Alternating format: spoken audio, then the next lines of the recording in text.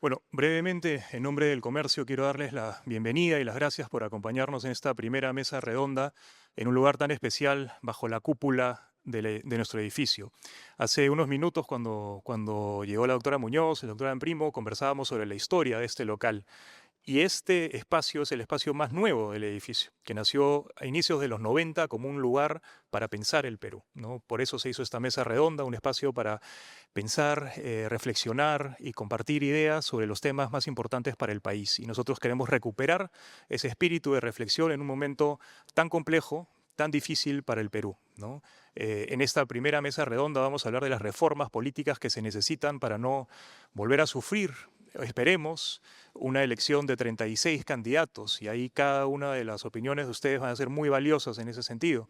Pero también en este espacio, en las próximas semanas, tendremos mesas redondas sobre educación, sobre salud, hasta medio ambiente, deportes, otros temas que también son importantes en la agenda del país. Pero empezamos con ustedes y empezamos bajo la moderación de nuestra querida Diana Seminario. Así que nuevamente les doy las gracias y los dejo en muy buenas manos. Bueno, gracias Aurelio, muchas gracias y bienvenidos a todos. Como ya dijo Juan Aurelio, en este espacio vamos a reflexionar sobre la situación que estamos hoy, pero apuntando a reformas profundas que no nos lleven otra vez en 5 años o en 2 años o en 3 años a este escenario tan fragmentado y por momentos caótico. Por eso le quiero dar la bienvenida de derecha a izquierda. Nos acompaña el doctor Natalia Primo, abogado constitucionalista. También está la doctora Delia Muñoz, también abogada con larga trayectoria, ex ministra. También nos acompaña Javier Albán, profesor de la Universidad del Pacífico. A mi costado está el doctor José Tello, que además de ser abogado experto en derecho electoral, es presidente del Instituto ACYA. Nos acompaña José Manuel Villalobos, que también es experto en derecho electoral. Y finalmente, Gabriela Vega Franco, politóloga. A todos les doy la bienvenida y vamos a establecer un poco digamos, la mecánica de lo que va a ser esta mesa redonda. Vamos a tener un total de 5 bloques y a cada uno le voy a pedir por tema y por pregunta en estos 5 bloques 2 minutos. No se trata de un debate electoral porque ahí tuvieron uno. Aquí vamos a tener 2.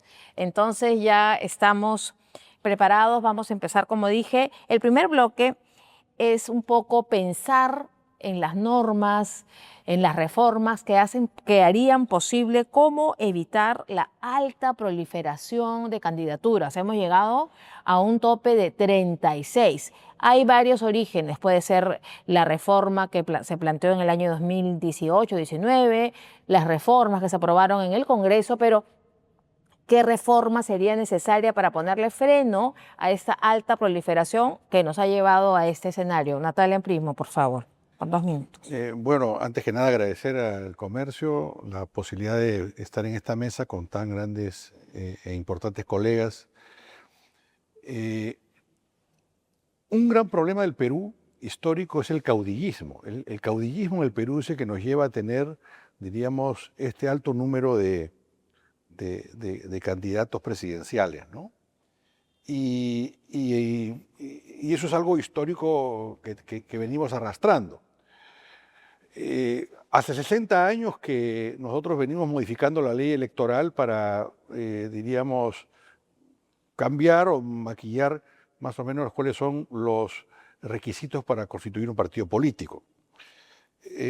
La ley 3995, que se dio en el 2019, modificó la ley de partidos políticos, la ley de organizaciones políticos 28094, y pasó de exigir un 1% de los ciudadanos que sufragaron como adherentes a un 0.1% de ciudadanos del padrón electoral del último proceso. Después eso fue variado, ¿no? Pero, o sea, pasamos a exigir 25.000 adherentes. Yo quiero decirles que en el año 62, cuando se dio el decreto ley 14250, o sea, hace 45 años, se requerían 20.000. O sea, se requirió a un número similar al que hace 45 años se exigía, ¿no? Luego, por ejemplo, se han hecho reformas respecto al mecanismo de fiscalización de los partidos políticos, del jurado de elecciones respecto a los comités, que es un verdadero engañamuchachos, ¿no? Son una verdadera tomadura de pelo. Por ejemplo, si vemos cómo el jurado de elecciones fiscaliza la existencia de los locales partidarios, esto es una burla, eso está en el artículo 8 y fue una ley que se varió en el año 2024.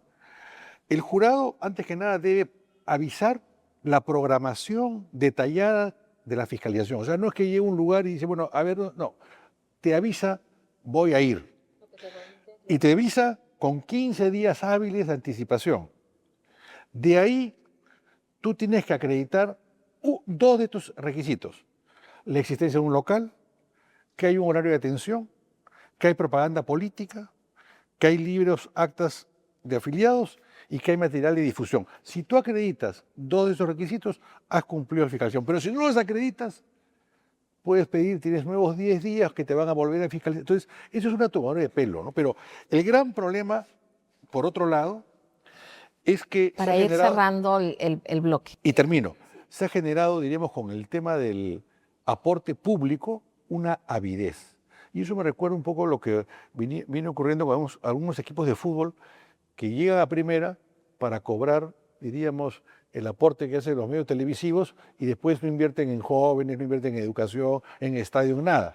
Han cobrado. Y me parece que muchos partidos políticos se están moviendo por el recurso que reciben público, ¿no? Gracias. Doctora Muñoz, en el mismo sentido, ¿qué hacer? Mire, no solamente es la puerta de acceso, que es una puerta demasiado amplia, demasiado flexible.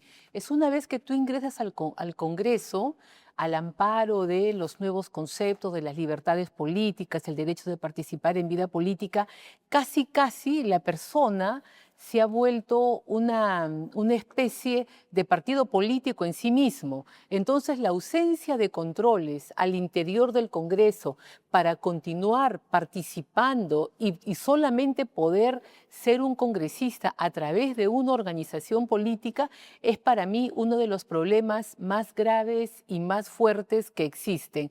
En este momento, la persona se siente dueña de la curul, pero dueña no en el sentido literal, sino en el sentido más amplio.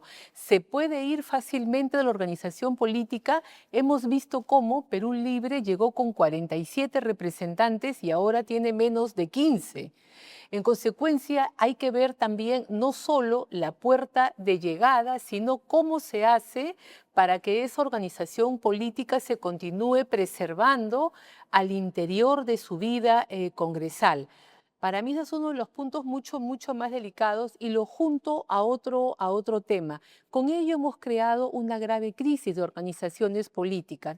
En consecuencia, hoy las personas ya no van a hacer carrera política en la militancia, en las ideas, sino de que se va a utilizar la coyuntura social, la coyuntura económica para volverse líderes de frentes de defensa regional o determinado tipo de principio, y eso te lleva rápidamente a la política. Sabes que eres una persona que tienes un nicho de votos y vas a poder llegar a un espacio donde tú vas a poder continuar con prescindencia de la organización que te hizo ingresar.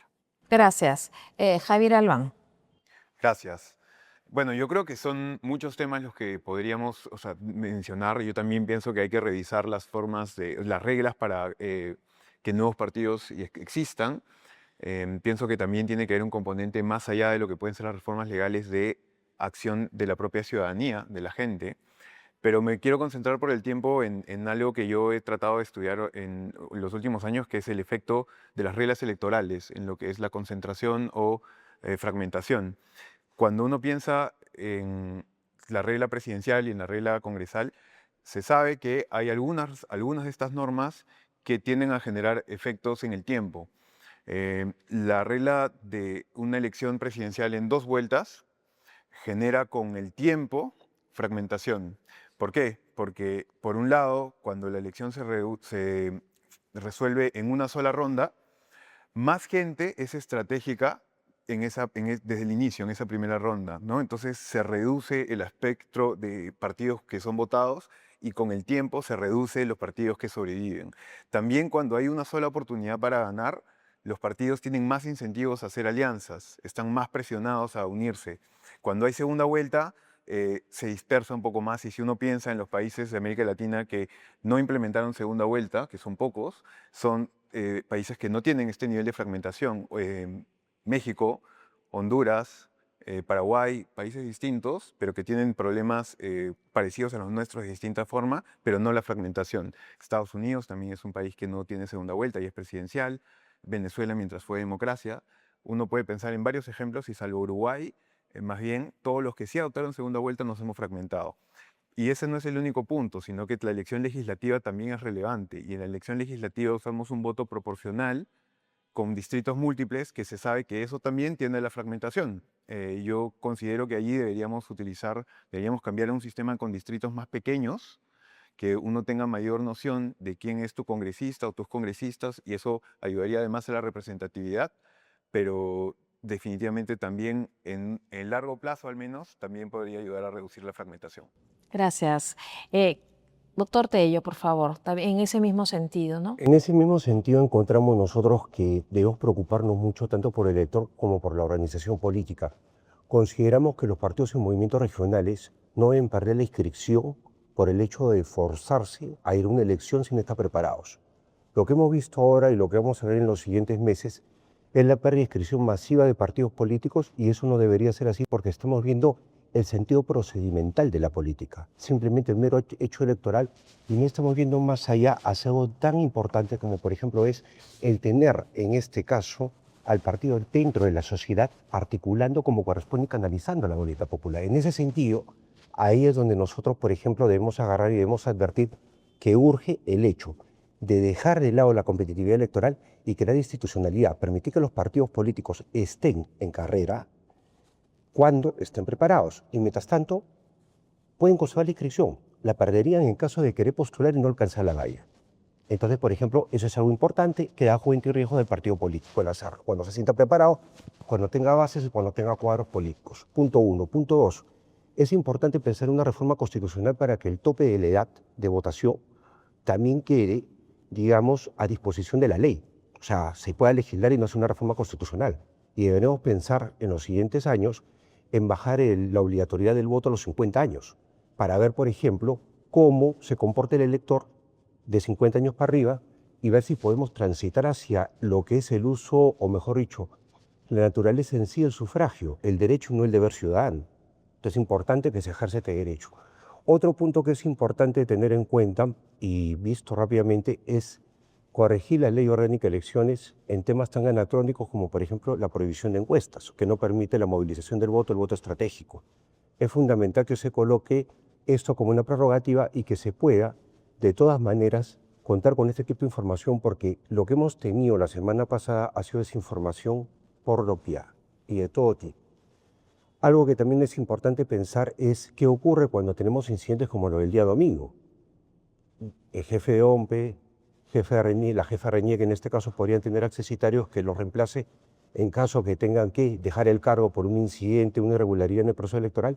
Eso también hay que darlo y preverlo, porque está bien que el cargo sea irrenunciable para que no estén ellos, digamos, siendo presionados, pero también es muy importante el hecho de que se dé una salida legal para que ellos puedan salir realmente si es que no están cumpliendo con su función y sean errores en distritos electorales como es que ha ocurrido. Muchísimas gracias, doctor Tello. José Manuel Villalobos, por favor. Gracias, Diana. Saludo a toda la mesa. Bueno, en esta primera parte lo que tú planteas es qué análisis o qué recomendaciones podemos hacer para que, digamos, no hayamos tenido este problema de más de 36 partidos participando en una elección, ¿no? Creo que no podríamos limitar, digamos, el derecho a que la gente se organice en partidos políticos. Tampoco es que producto de la valla, que ahora van a desaparecer 36 partidos, nos vamos a quedar con los 6 que van a pasar la valla, sino que hay más de 15 o 20 partidos que ya están inscritos, que van a participar en las regionales y que nos hace pensar que para el 2030 y 31 también vamos a tener más de 20 partidos. Entonces, el problema no está en que uno tenga el registro del partido, sino el problema está en que si el partido, como decía José, está en la capacidad operativa de poder participar en las elecciones generales. Ahora hemos visto que hay 36 organizaciones políticas que han participado, que han estado inscritas, pero no los 36 han tenido candidaturas en todos los distritos electorales. Entonces creo que un filtro podría ser exigir que si tú vas a participar de las elecciones generales, asegures tener las candidaturas en los 27 distritos electorales. Aquel partido que no cumple con ese requisito no debería, digamos, continuar en carrera. Y ese sería un filtro, si es que no hay las PASO, para que no estén los 30 o los 25, sino que estén los realmente institucionalizados. Ese es un primer filtro, pero además otro filtro debería ir en la etapa de las elecciones primarias. Ahora las elecciones primarias, una gran parte de la elección primaria ha estado en manos de los propios partidos políticos. ¿A qué me refiero? La etapa de inscripción de las candidaturas para las elecciones primarias las han hecho los partidos políticos. Y a última hora los partidos políticos han estado buscando candidatos para poder completar sus listas porque no tenían dentro de sus 25.000 afiliados candidatos afiliados para que puedan participar. Eso porque le hemos dejado en manos de los partidos, claro, la autonomía privada del partido, pero si el partido no está en capacidad de poder organizarse bien, creo que toda la etapa o todo el proceso de elección primaria debe estar en manos de los organismos electorales nacionales, incluida la inscripción de listas, porque en esa etapa de inscripción de listas podría también ser un filtro para que no todos los partidos accedan a participar de las elecciones. Gracias, José Manuel. Sí, por favor, Gabriela, luego de acá vamos a dar y vamos a continuar con algunas acotaciones en el segundo bloque. Gabriela, por favor. Sí, creo que en primer lugar el sistema político y el sistema de partidos peruanos se ha caracterizado por la fragmentación. En los últimos años hemos visto que hemos crecido a más de 3 decenas, digamos, pero la creación del umbral electoral en nuestro país era por la preocupación de la fragmentación que ahora nos parece pequeña frente a lo que hemos visto en la última elección, pero hemos hecho ya esfuerzos por reducir la fragmentación. Se mencionaban los cambios en la puerta de ingreso, en la creación de partidos políticos, pero creo que efectivamente, desde mi punto de vista, tan o más importante que el problema de cantidad de partidos es el problema de calidad de partidos, ¿no es cierto? Si tuviésemos 36 partidos que fuesen competitivos, que tuvieran claridad de quiénes representan, aglutinando votos y compitiendo, pues tendríamos un sistema funcional. Complejo, sí, porque el votante sufre al tener tantas opciones, pero si es que fuesen partidos competitivos, y con competitivos no me refiero competitivo electoralmente, sino lo que mencionaban en las últimas intervenciones, competitivos en su función principal que tiene que ver con representar y con ejercer el poder, ¿no? Las tres cosas son necesarias: competir por el poder, representar y usar el poder, ¿no? Y creo que en ese nivel el problema en el Perú no es que tengamos demasiados partidos, porque otros países tienen, yo recuerdo haber visitado países europeos en los que yo pensaba que nosotros éramos el problema y teníamos un registro de partidos políticos en algunos países de 300 partidos. Y tú decías, ¿y por qué no sufre ese país? ¿Por qué no sufre? Porque son 300 los inscritos, 300 los que de buena voluntad y entusiasmo los ciudadanos quieren organizarse y crear, pero no son 300 los que compiten en elecciones y no son 300 los que ganan, ¿no? Entonces creo que el trabajo que tenemos que hacer, y aquí tengo mi cuota de participación desde la ciencia política en una mesa de politólogos, para poder hablar de cómo mucho de lo que se necesita no es solamente un cambio normativo, sino un foco en la gestión de los partidos, ¿no? Y en ese sentido pondría la luz sobre cómo, por ejemplo, los partidos son un usuario desatendido en el sistema, ¿no? ¿Quién trabaja con los partidos, ¿no? Las entidades públicas trabajan con el ciudadano, ¿no? Y muchas veces las organizaciones políticas dependen de fundaciones inclusive extranjeras, ¿no? ¿Qué espacios vamos a tener de fortalecimiento de ideología, de programa, pero también de generación de cuadros, ¿no? Entonces creo que en ese sentido creería que tenemos que ponerle también mucha fuerza a el trabajo con las personas y con, como decían, no solo el ingreso, sino el ejercicio al pasar.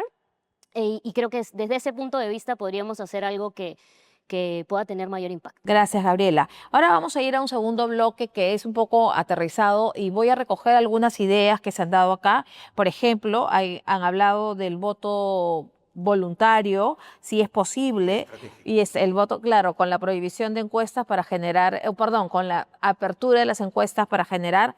Entonces, ¿qué medidas, de algún modo, podríamos hacer?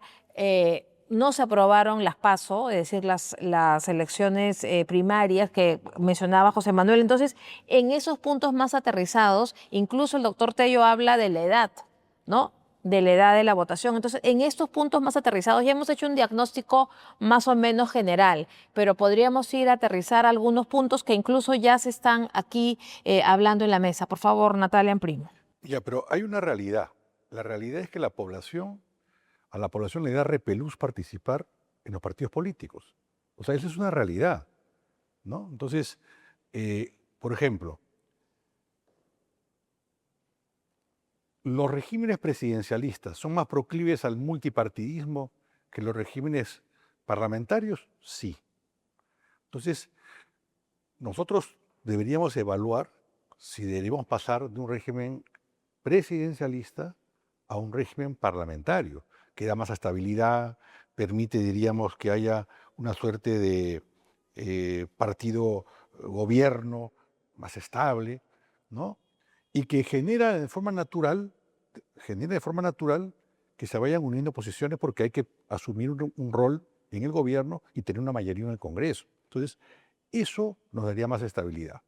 Hoy día, por ejemplo, se ha establecido como un mecanismo supuestamente para fortalecer los partidos políticos que el 80% de los candidatos al Parlamento sean militantes. Pero eso es una medida que debilita la calidad de la democracia. Porque ¿quién es militante hoy día en un partido político? O sea, tenemos partidos políticos que son cascarones. No nos podemos seguir engañando. No nos podemos seguir engañando porque sabemos cómo se consiguen los afiliados, sabemos cómo se consiguen los adherentes. Todo eso lo sabemos. Entonces, ¿qué es lo que tenemos que hacer? Buscar facilitar que gente de más calidad decida ingresar a la política. Y tú no lo vas a lograr si tú tienes por un lado, por ejemplo, ese límite del 80-20, y otra medida que deberíamos cambiar es una medida que para mí hoy día no se justifica. El establecer, por ejemplo, la alternancia hombre-mujer, ¿cómo se llama? Obligatoria en las listas. Porque alguien podría sostener que hoy día hay una discriminación a la mujer o al hombre, no. Y promovemos una democracia interna, pero da la casualidad que esa democracia interna se altera por esa circunstancia. Entonces, hay cosas que debemos hacer si es que lo que queremos es mejorar la calidad de la política. Porque si no estamos discutiendo cuestiones de tipo procesal. Por eso habíamos hecho el aterrizaje. Doctora Muñoz. Bueno, comenzaremos con el tema de la participación de la mujer en la política. Que yo la saludo. Muy bien. Que yo la saludo. Para zanjar, ¿no? Yo comprendo lo que dice Natalia, que lo he escuchado opinar sobre esto, y también a otras personas que hacen militancia política, que dicen, ¿cómo puede ser posible que yo que obtuve tantos votos venga Marita, venga Juanita y se esté por encima de esos, ¿no? Entonces, eso es una cosa que hay que discutir, que hay que ver, pero lo que yo sí quiero poner de relieve es que con esta norma de alternancia, de obligar a que las candidatas sean la mitad, es por eso que tenemos hoy en día más de 50 mujeres congresistas en el Perú, y a veces las normas hay que darlas para empujar el cambio. Luego hay que evaluar si ya realizado el cambio es necesario o no continuar con esa normativa, pero a mí sí la norma me ha gustado porque tengo más de 50 señoras en el Congreso y las mujeres somos más de la mitad de la población de este país. Dicho esto, paso a ver, para mí hay un tema bastante interesante, nuevamente viendo el asunto de la integración del Congreso. En los últimos años he participado en varias comisiones y he visto el funcionamiento del Congreso. Y una cosa para mí importante es que el congresista tiene que saber que se puede ir en algún momento y que no es que tiene ganado el ticket para permanecer los 5 años. Y en ese contexto creo que hay que trabajar tanto la asesoría, el seguimiento, como bien señala Gabriela, sino también establecer una gran reforma de que tenemos que cambiar los congresistas hacia las mitades de los periodos o hacia los tercios y hacer una gran reforma, ¿no? Porque si no, lo que uno ve adentro del Congreso, cuando uno lo frecuenta, es que hay un grupo de personas muy comprometidas, que sí trabajan, que están dispuestas, que tú ves cómo articulan por la población, organizan la mesa de debate y ves a un importante número de congresistas que ni siquiera van, ¿no? Y que no tienen ninguna tarea de representación. Entonces, para mí eso sí es bien interesante. Y para concluir con el tema del voto no obligatorio, me parece que las experiencias de Colombia y de Chile, que están como vecinos nuestros llevando adelante procesos electorales con voto libre, la legitimidad se cuestiona mucho, porque no están yendo a votar más del 40% de la población. Y tan importante es la legitimidad que hace unos años, cuando Chile tuvo que discutir la reforma constitucional, planteó el voto obligatorio, ¿no? Entonces yo creo de que todavía en poblaciones que no tienen esa afectación hay que obligar. Hay que obligar y el voto creo que debemos de continuar manteniéndolo obligatorio con mucho cuidado, porque si no vamos a afectar el funcionamiento mismo de la sociedad democrática. Gracias, doctora Muñoz. Javier Albán, por favor.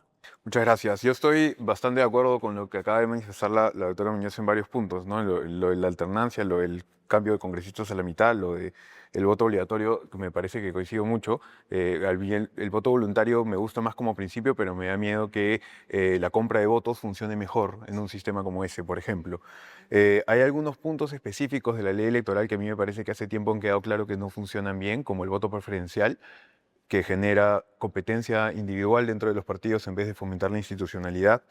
La elección por delegados no es una forma ideal para fomentar la institucionalidad también dentro de los partidos. Mejor me parece la forma esta que haya un militante y un voto, ¿no? En todo caso, puedes poner un mínimo de gente que tenga que participar y así también es una especie de filtro para ver cuántos pueden llegar a participar al final. Creo que también se tiene que reducir la burocracia en general en cuanto a los partidos políticos para que puedan haber más. Pero recogiendo esta noticia de la renovación por mitades, hay un esquema específico que a mí me gusta más, que es, yo reduciría, a ver, a ver qué les parece, pero yo reduciría el tiempo del presidente a 4 años, sería algo similar a Estados Unidos. Tiempo del presidente a 4 años, que empate con los municipales. Que los congresistas sean electos cada 2 años, así toda la Cámara de Diputados es renovada a mitad del periodo. Entonces, en un momento se renuevan con el presidente y 2 años después se renuevan todos, y el Senado se renueva por tercios. Cada 2 años elegimos un tercio del Senado, cosa que nunca puede pasar, que un solo resultado electoral determina captura todo el Senado, ¿no? Eso juega mejor a favor de largo plazo. Y recogiendo una de las propuestas del doctor Alprimo sobre moverse a un sistema parlamentario, a mí me gustan también esas ideas. Yo creo que yo escogería, pero a ver para debate también, un sistema más bien semipresidencial, al menos inicialmente, más similar al de Francia o Portugal, restándole poderes ejecutivos al presidente, ¿no? Dejándolo solo encargado de algunas carteras, de 2 o 3 carteras, quizá defensa, interior, relaciones exteriores, y más bien, con la figura del presidente de Consejo de Ministros, elevarla a un primer ministro que tenga que ser nombrado por el presidente, ratificado por las 2 cámaras, pero que él sea el líder de varias de las demás carteras del Ejecutivo, y eso le podría permitir al presidente tener un rol más representativo también, de obligarlo a que tenga que viajar por todo el Perú a escuchar a la gente, y creo que un esquema como ese me parece que podría funcionar, pero entiendo que he dado bastantes cosas que son discutibles. Muchas gracias, Javier. Entonces continuamos con el doctor Tello. Ya estamos aquí aterrizando reformas, aterrizando medidas y propuestas. Doctor, por favor. Sí, justamente en consonancia también con lo que dijo Natale, en verdad debemos replantear lo que es el presidencialismo, ¿no? Hemos tenido 8 presidentes en 10 años, 4 vienen por elección presidencial, 4 vienen de Congreso de la República. Enumerarlos creo que es un dolor de cabeza. Pasando al punto central, sí es interesante lo que dice Javier, la propuesta, digamos, un semipresidencialismo y definitivamente fortalecer un poco más esa relación de ejecutivo y legislativo. Pero también es importante tener en cuenta algo. Los partidos políticos tienen que ser los titulares de las curules.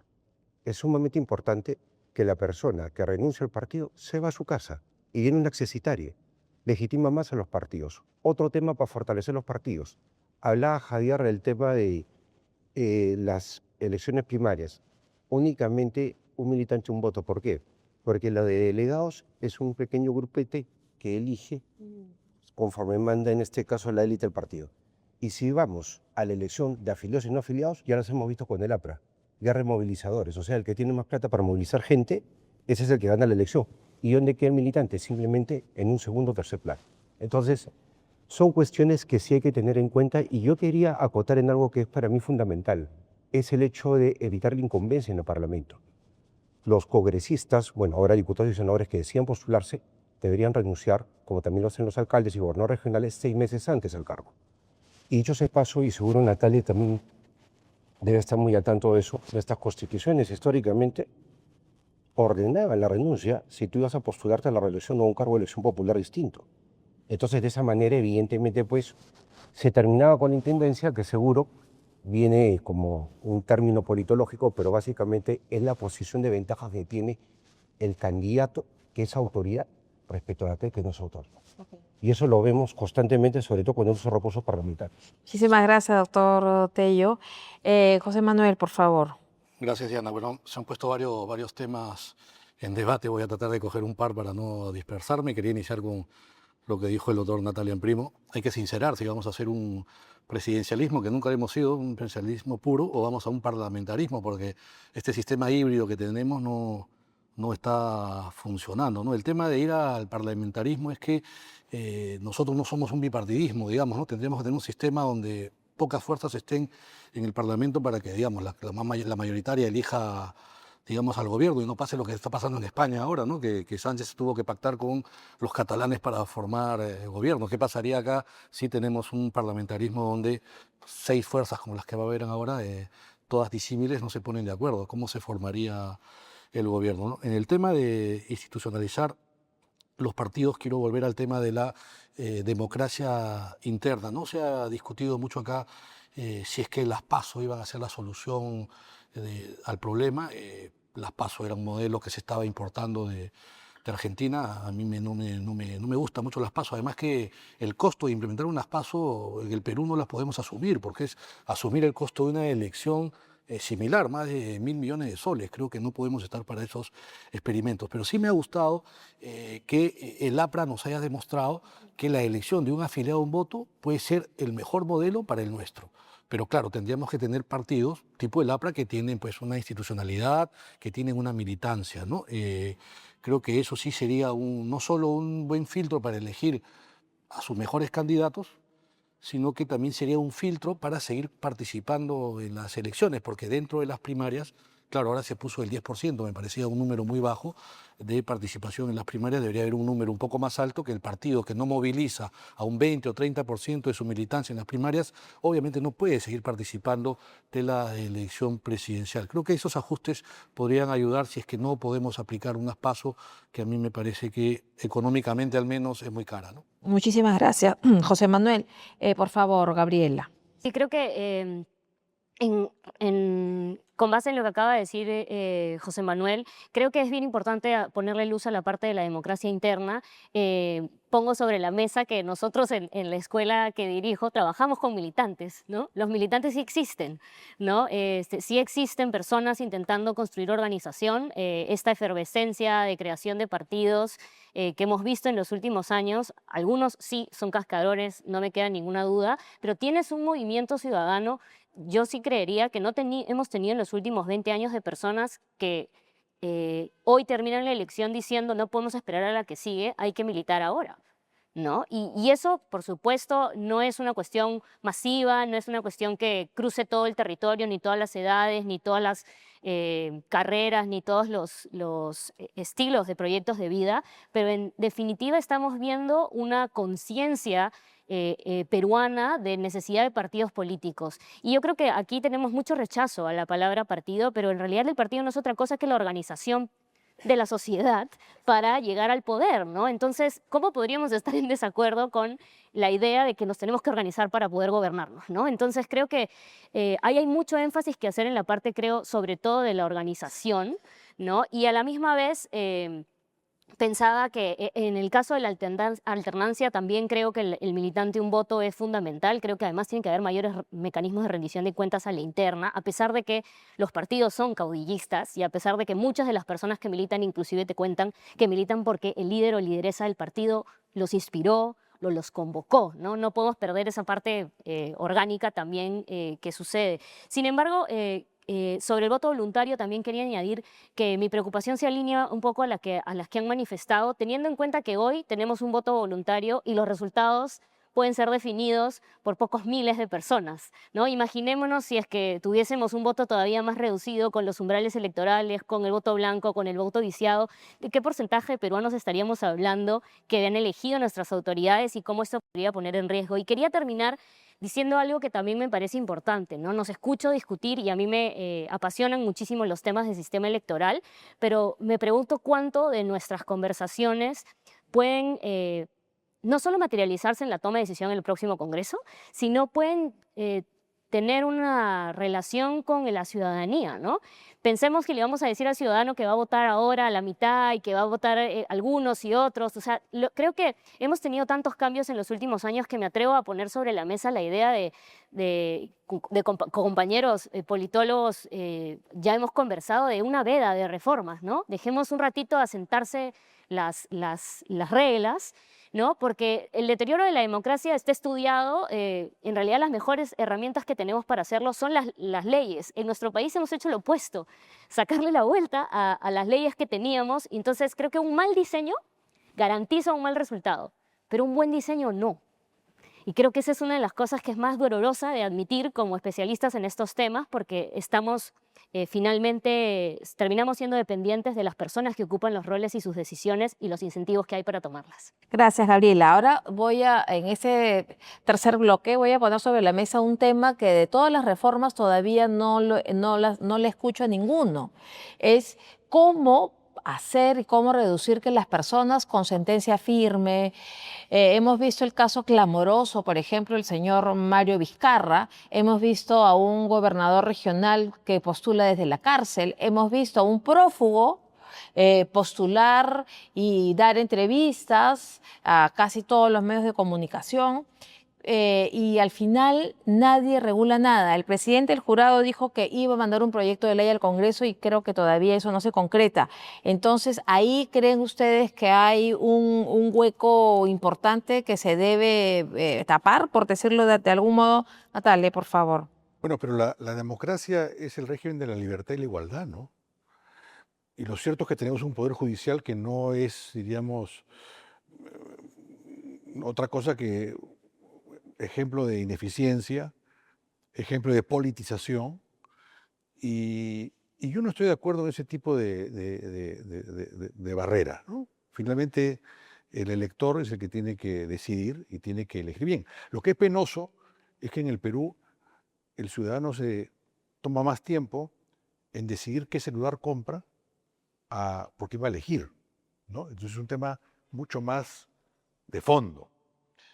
Pero yo quería insistir, Diana, si me permites, en el tema del parlamentarismo. Mira, en el año 2006, Stefan Guichac y, por su parte, Chibuk y Limón hicieron dos estudios bien importantes, ¿no? Examinaron 75 países y determinaron que la democracia sobrevivía 61% del tiempo en sistemas parlamentarios y solo un 20% en los presidenciales.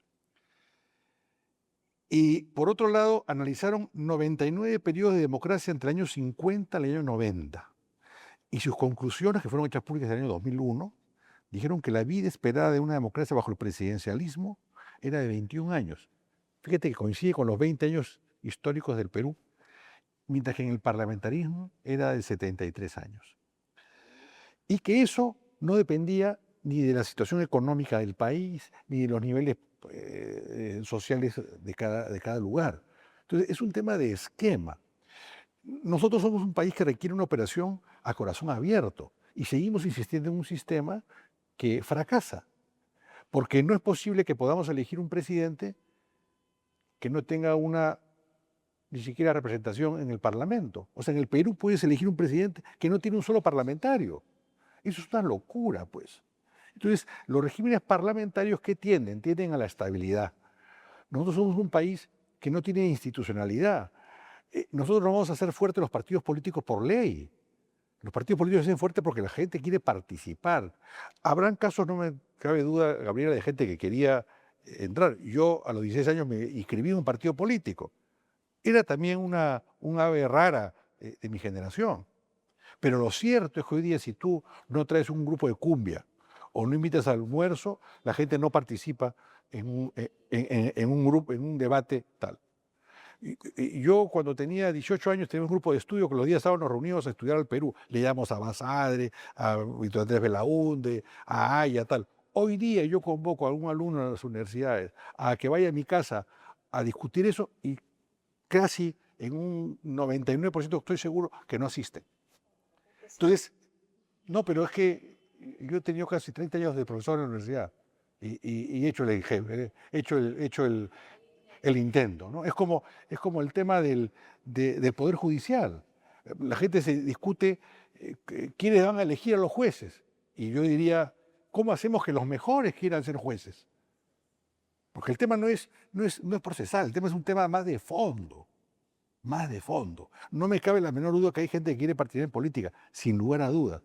Pero lamentablemente hay una suerte de rechazo ciudadano a la política, penosamente.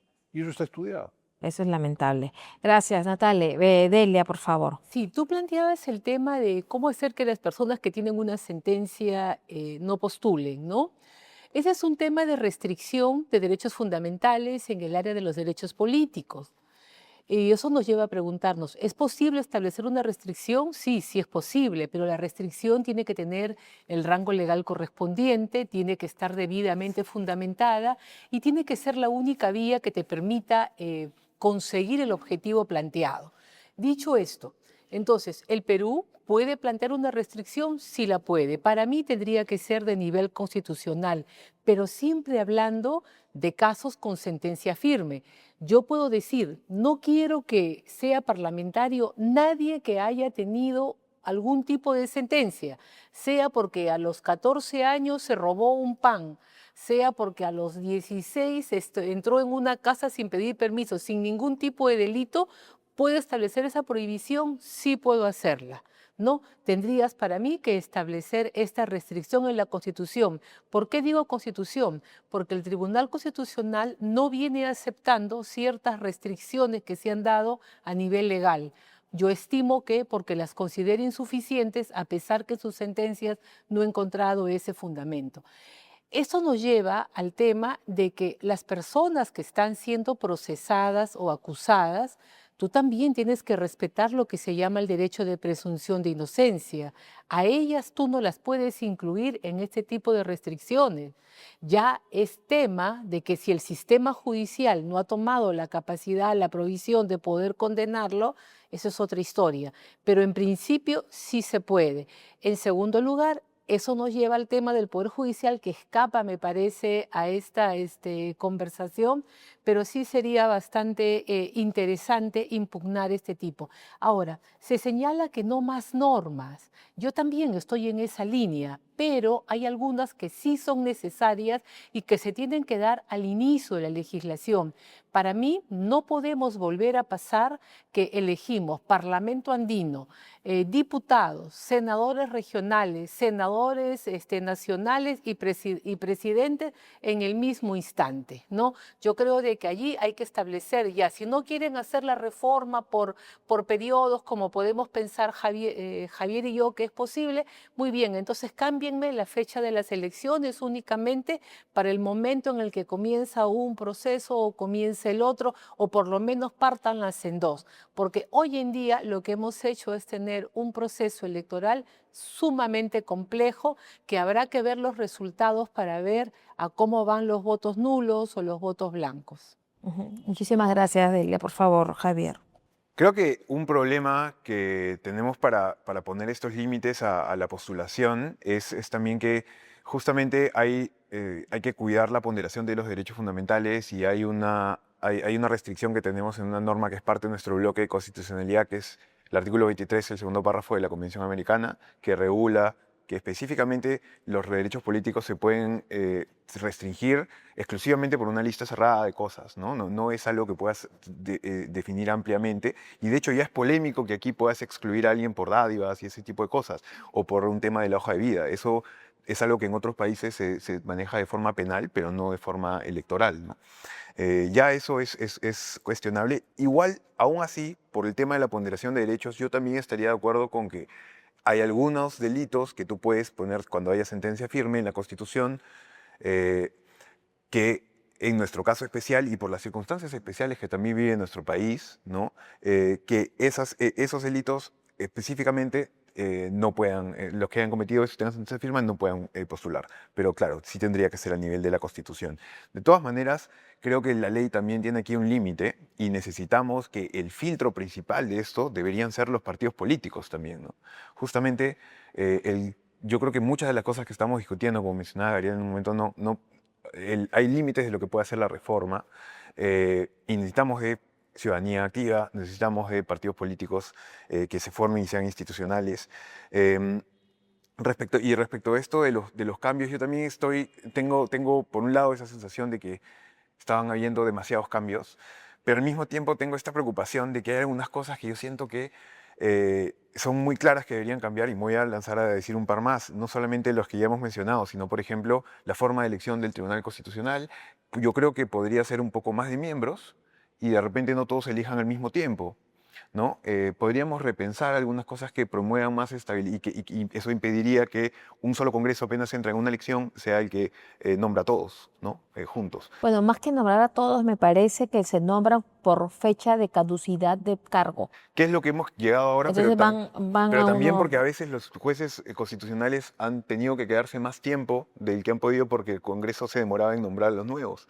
Entonces eso también ha generado un poco de Eso distorsión. sería materia de otro debate porque no olvidemos que el año 2019 Martín Vizcarra hace la cuestión de confianza precisamente para que no se elijan a los miembros del A un tribunal, miembro del TC. a varios, que ya estaban con mandato vencido. Hago ese paréntesis porque no vamos a profundizar en ese tema, pero creo que debe quedar un poco el contexto claro para ir todos en el mismo, digamos, con los conceptos, ¿no? Claro, Gracias, sí, Javier. solo- Adelante para solamente culminar. solo para cerrar eso, ¿no? Eso es un tema, por ejemplo, que yo creo que deberíamos repensar. También la vacancia presidencial quizá no está bien regulada, ¿no? Deberíamos repensar si debería mantenerse como vacancia o meterlo en el supuesto del impeachment de juicio político. Hay algunas cosas que yo creo que sí igual merecen revisión. Ok, muchísimas gracias. Doctor Tello, por favor. Ante todo, una precisión. Cuando hablé de pasar al voto voluntario, hablé de hacer de manera progresiva, o sea, no de golpe. Tenemos que medir el comportamiento del elector.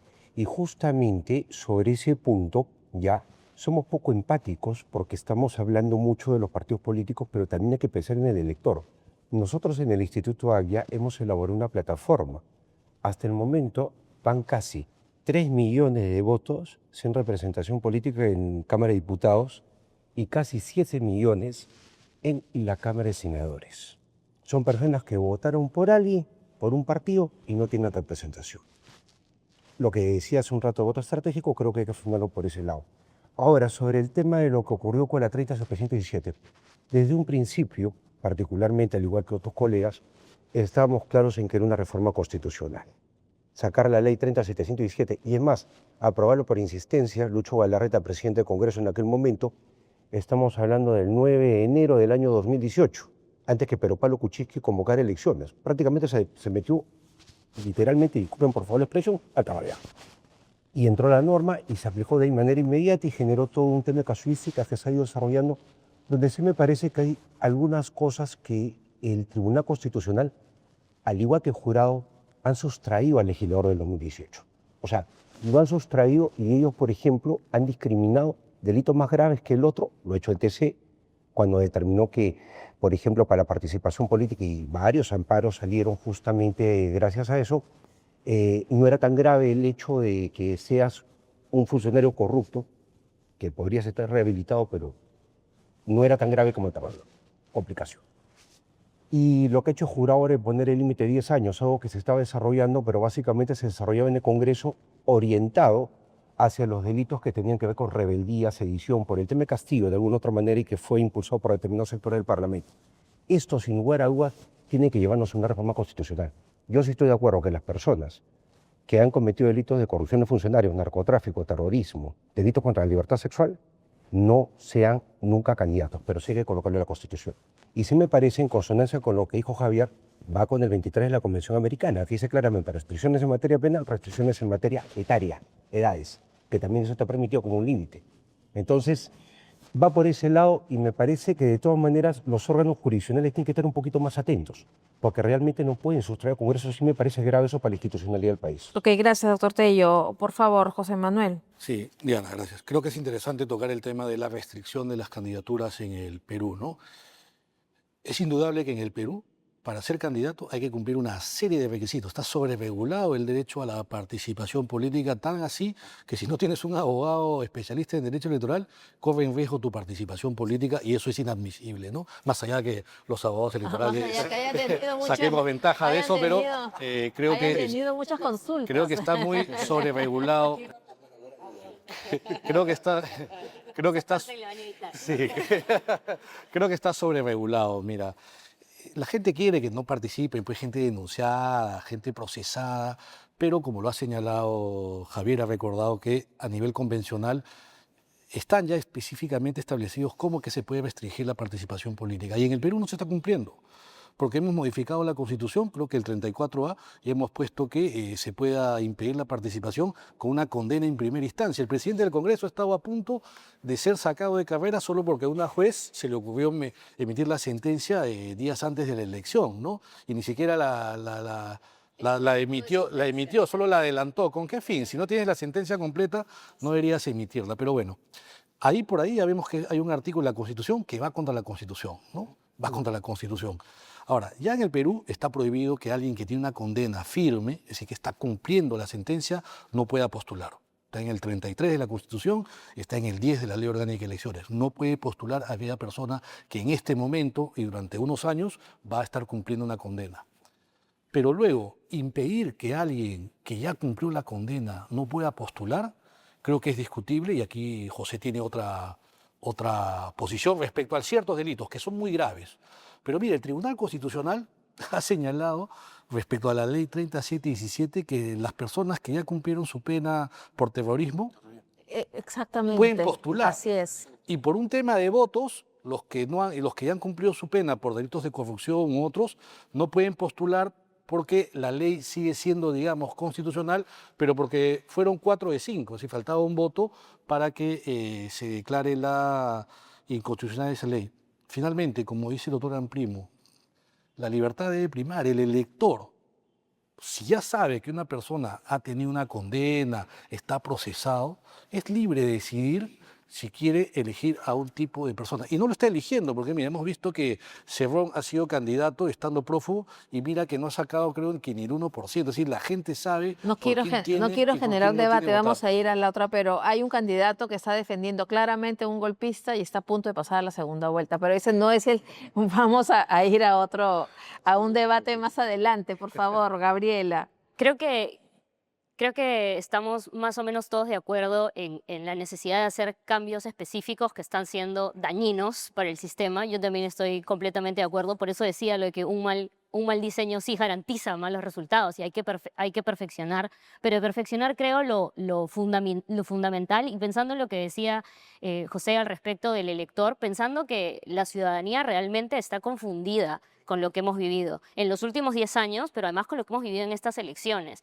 Y ciertamente es difícil poder pensar en que en un país en el que 8 o 9 de cada 10 peruanos considera que todos, o al menos la mitad de los políticos son corruptos, haya gente como la que yo decía que quiere hacer política. El hecho es que sí la hay. Nosotros en la organización tenemos miles y miles de personas que quieren postular y no necesariamente podemos recibirlas por vacantes, por una cuestión logística y de capacidad, ¿no? Entonces, sí creo que estamos yendo a la vez yendo a una crisis y a un deterioro de la democracia fuerte, también a una recomposición con una elección que todo indica, de acuerdo a los observadores electorales, ha tenido una de las más altas participaciones de votantes, ¿no?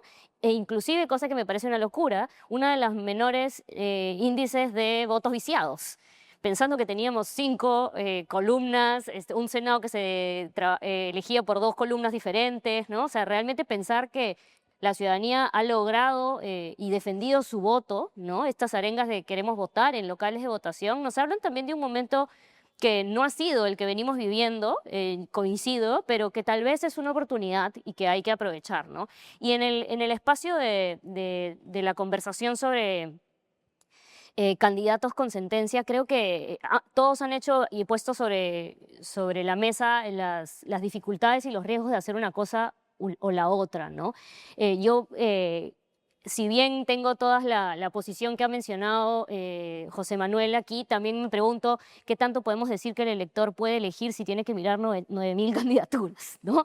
O sea, ¿de qué estamos hablando, no? Cerrón es una persona que ha tenido visibilidad nacional, ¿no? Pero ¿qué hacemos con estos candidatos que no necesariamente la tienen, ¿no? Y se han hecho esfuerzos para visibilizarlo, pero no siempre funcionan, ¿no? Entonces, creo que existen delitos contra la vida, contra la integridad física, sexual, contra el Estado, ¿no? Contra la democracia en general, que pues sí son una lista específica y creo que se tiene que llevar a debate, pero que termina la ley, como tú decías, mismo decías, no poniendo esas restricciones porque se violan derechos fundamentales y efectivamente el derecho a elegir y ser elegido solamente está después del de la vida y del de la libertad en las democracias, ¿no? Pero se pierde la posibilidad de competir por errores administrativos y cuando mencionan la complejidad para competir, nosotros acompañamos a personas que aspirarían a competir en elecciones y una de las cuestiones más difíciles para poder hacerlo es de verdad la información electoral, ¿no? Y por eso creo que en general necesitamos también hacer una reflexión de cómo estamos complicando el ejercicio político más que promoviéndolo, ¿no? Y para ir solamente como última idea respecto de lo que planteaba Delia al respecto de las reformas, creo que también hemos vivido este entusiasmo de reforma en nuestro país. Tiene algunas que se han hecho con tiempo, que se han pensado, tiene algunas que objetivamente veíamos como positivas, pero cuya materialización, como la bicameralidad, ha tenido una respuesta compleja en la ciudadanía que votó en un referéndum en contra, pero claro, hay que explicar que ese referéndum dura 2 años, de no poder tomar decisiones al respecto, pero la ciudadanía se queda con la idea de nosotros dijimos algo y ahora el Congreso hizo otra cosa, ¿no? Y a pesar de que técnicamente a mí la bicameralidad me parece valiosa, me pregunto si la bicameralidad como está con los actores y las personas que tenemos va a realmente cambiar las cosas y no solamente en la forma en que se toman las decisiones, sino en la oportunidad. Y creo que Deni hacía muy bien en poner sobre la mesa cómo si no tenemos un silencio de reforma electoral antes de las elecciones, lo que estás haciendo es poner la vara donde conviene que esté, ¿no? Mientras más cerca estamos de las elecciones, más fácil es que las decisiones que tomas en derecho electoral beneficien a alguien y perjudiquen a otro con nombre y apellido, ¿no? Entonces, la legislación y el análisis técnico y legal tiene un piso, pero luego hay otro piso que se monta encima, que es la oportunidad política. Y no podemos olvidarnos que todas esas decisiones finalmente no se toman en la arena técnica o legal, se toman en la arena política. Y pueden tener también incentivos no la diferentes, toman ¿no? politólogos, académicos, la toman políticos. Ahora, quiero detenerme ahora en un tema que podría ser de coyuntura, pero que creo que merece la reflexión de todos en 2 puntos específicos. Creo que el doctor Tello lo ha mencionado. Primero, ¿cómo hacer o qué hacer para que no ocurra en una segunda vuelta o en próximas elecciones el caos que los electores, sobre todo en Lima, hemos padecido? ¿Cómo es posible que un sistema, entre comillas, logístico pueda fallar? ¿Cómo es posible que el jefe de la OMPE nos diga que son puntos muy concretos, son fallas muy acotadas? Y hoy día el Comercio además lo deja muy claro en su editorial, en el de hoy y en el de ayer. ¿Cómo es posible esto? ¿Hay la posibilidad de que un material como el electoral pueda ser asumido y transportado por otras fuerzas, ya sea las Fuerzas Armadas?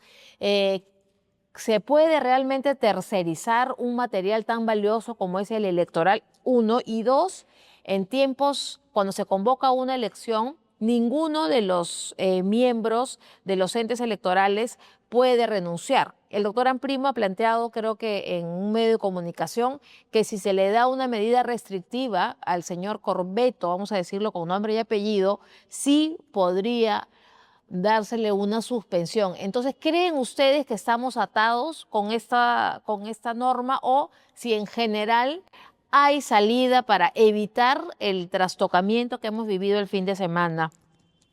Empezamos con la doctora Con el doctor Amprimo, por favor. No, mire, yo he dicho que, en primer lugar, la Junta Nacional de Justicia puede, o sea, que el artículo que se ha referido en el sentido de que él no puede ser apartado está pensado en que obviamente una persona renuncie y nos deje sin la posibilidad de elecciones. Pero el sistema electoral está hecho para que nos dé garantía y sea fiel reflejo de la voluntad popular. Y creo que el señor Corbeto, evidentemente, eso hoy día no lo garantiza. Entonces, yo sí creo que la Junta de Justicia, que ya le inició un proceso disciplinario, sí puede emitir una medida de suspensión en el cargo, en primer lugar, ¿no?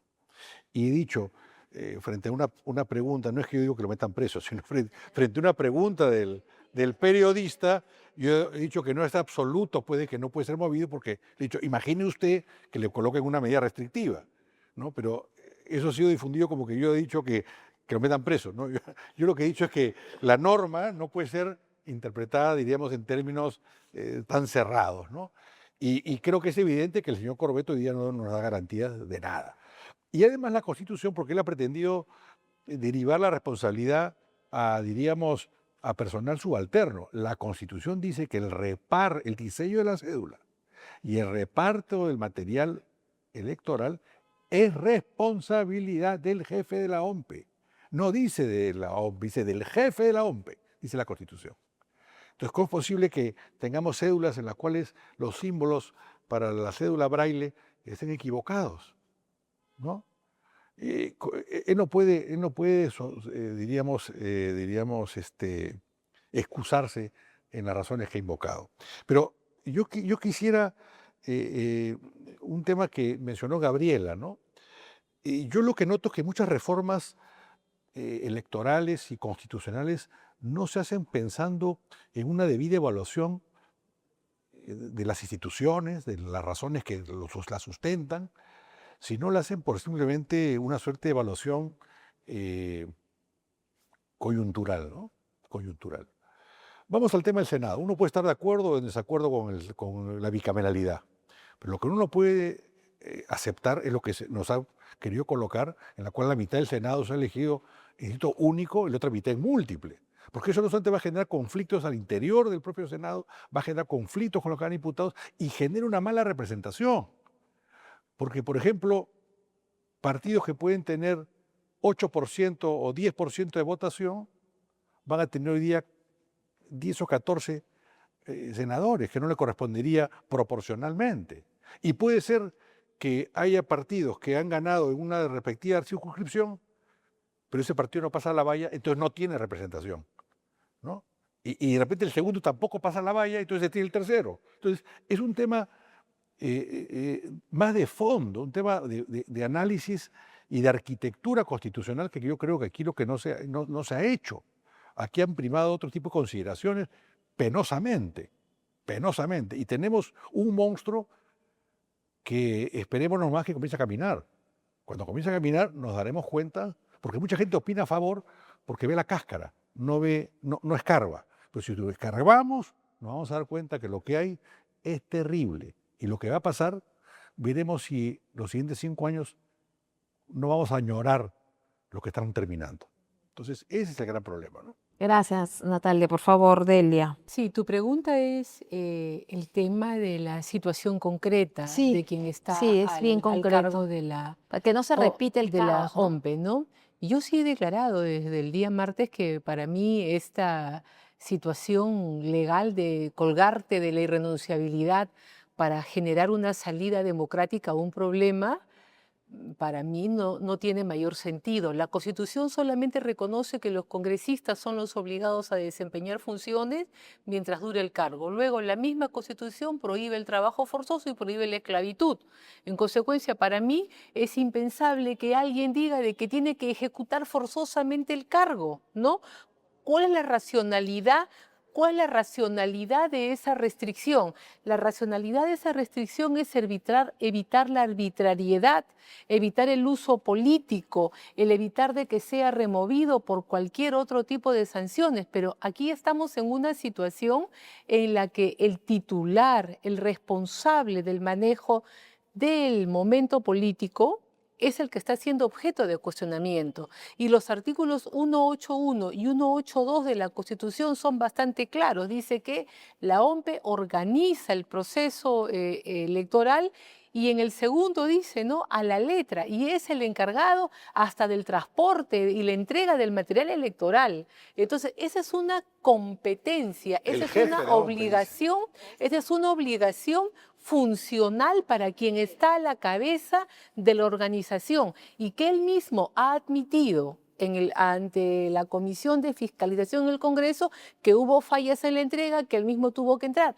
Hay que distinguir lo que es la responsabilidad administrativa, penal, que ya verán si es el jefe, el subgerente, lo que fuera, de la responsabilidad constitucional del cumplimiento de competencia, que lo involucran directamente a quien es el titular de la OMPE. En consecuencia, para mí, claramente, si quiere evitar un mayor conflicto político, como ir a una destitución, remoción por parte de la Junta Nacional de Justicia, es que el señor presente su carta de renuncia. Esa prohibición de renuncia existe en normas municipales y en el tema de la Marina, que también tienen prohibido renunciar, y todo el mundo renuncia y se va porque invoca su derecho a la libertad, y que nuestra Constitución no te obliga a que tú...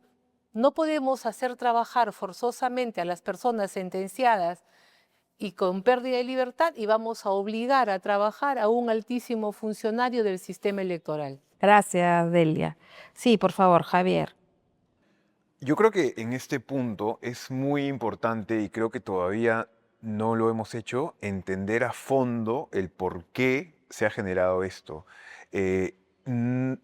O sea, más allá de las responsabilidades que se tengan que asumir de todas maneras, creo que es bien difícil que haya una sola persona que digamos, culpable de algo así. O sea, tienen que haber múltiples niveles de errores, múltiples niveles de cosas que hay que entender a fondo qué han pasado para asegurarnos de lo principal, que es que esto no pueda volver a ocurrir, ¿no? Se habla de lo de las Fuerzas Armadas. Ellas dejaron de repartir el material electoral porque en algún momento, en 2005, tienen derecho a voto. Entonces ya, digamos, no tenían este grado. Aunque yo sí creo que de repente ese día podrían haberse, por excepción, porque no había una mejor salida, ¿no? Porque estábamos ante una situación muy compleja.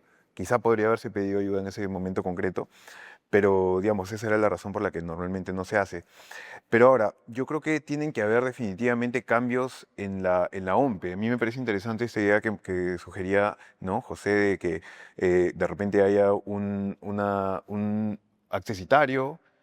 En algún momento he conversado, no sé qué pensarán ustedes, en que de repente el jefe de la OMPE tenga que pasar a ser más bien no una persona, sino un colegiado, ¿no? O que incluso debemos pensar yo iría a este extremo porque creo que el daño a la confianza ha sido muy grave, hasta hacer una reforma total, como algo como lo que se hizo en el cambio de nombre de Consejo Nacional de Magistratura, Junta Nacional de Justicia, y que se llame de otra forma la OMPE para la próxima elección, pero que obviamente no venga solamente con cambio de nombre, sino que de verdad con algunas reformas que te aseguren de repente otra composición de la jefatura, que sea un colegiado o que tenga accesitarios, y que se obligue a tener algunos protocolos y cosas que deberían funcionar si es que algo falla.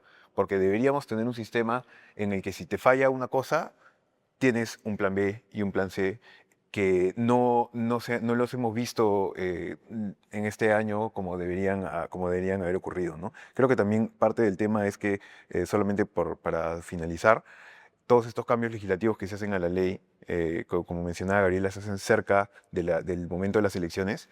Esto genera muchos problemas. Debería haber, sí, una veda respetada por los congresistas.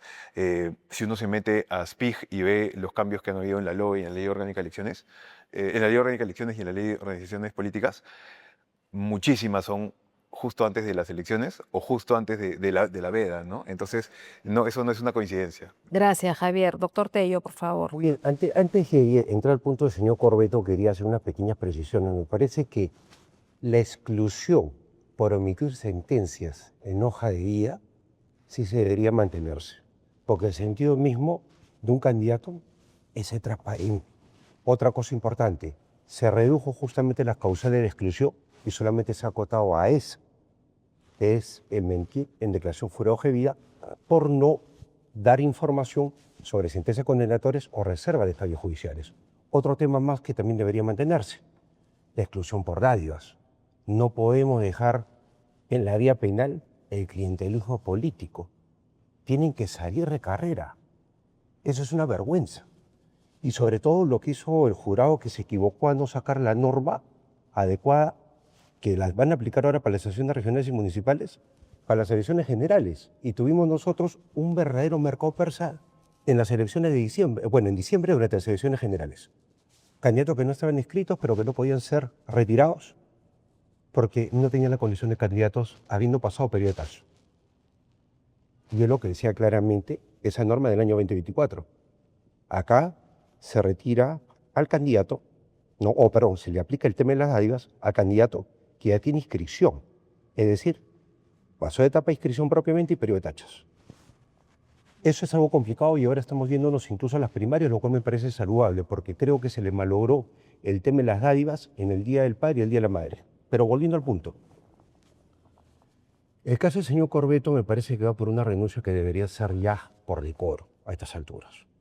Si vamos a entrar con el tema de que el artículo 10 de la ley orgánica de la OMPE precisa, aclara, de que hay un impedimento de renunciar durante un proceso electoral, a menos, perdón, que hay, claro, el impedimento, pero a menos que surja, un poco parafraseando, un impedimento sobreviniente. El impedimento sobreviniente es que ha perdido la confianza popular, señor Corbeto, debería irse. La gente no confía en el señor Corbeto.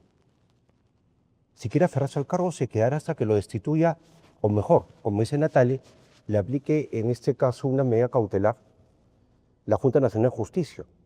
Sabemos que después que venga la destitución, el señor va a quedar inhabilitado por 5 años porque eso automáticamente va a servir. No es que la Junta Nacional aplique la inhabilitación, eso pasa a servir y ahí hay una inhabilitación.